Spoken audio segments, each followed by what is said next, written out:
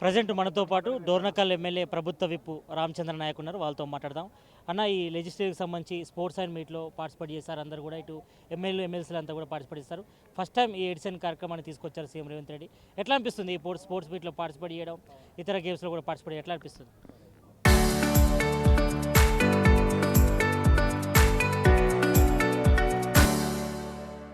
చాలా సంతోషంగా ఉంది. ఈరోజు Telangana legislators sports and cultural meet 2026 LB stadium సాక్షిగా తెలంగాణ రాష్ట్ర ముఖ్యమంత్రి వర్యులు పెద్దలు శ్రీ యనమల రేవంత్ రెడ్డి గారు నిర్వహించడం, మరి ఈ కార్యక్రమానికి దాదాపుగా స్పీకర్స్, అదేవిధంగా మరి చైర్మన్ గారు, మంత్రులు, శాసనసభ్యులు అందరూ పాల్గొనడం నిజంగా ఇది భవిష్యత్తు తెలంగాణ యువతకు మరి ఇది ఒక నాందిగా నేను తెలియజేస్తా ఉన్నా.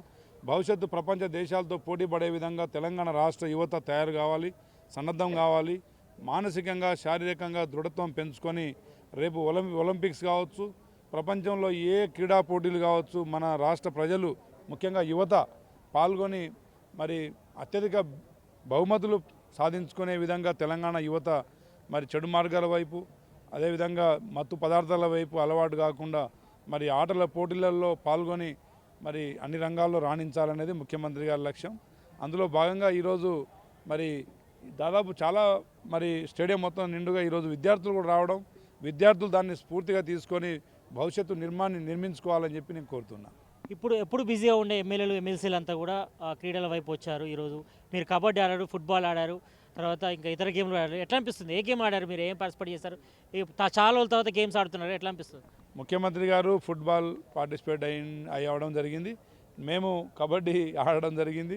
మరి శాసనసభ్యులు కబడ్డీ మళ్ళీ బాల్యాన్ని గుర్తు తెచ్చుకునే విధంగా, అదేవిధంగా మరి ఆహార నిశలు శ్రమించే నాయకులకు కూడా మానసికంగా అదేవిధంగా శారీరకంగా మరి ఫిట్గా ఉండాలి.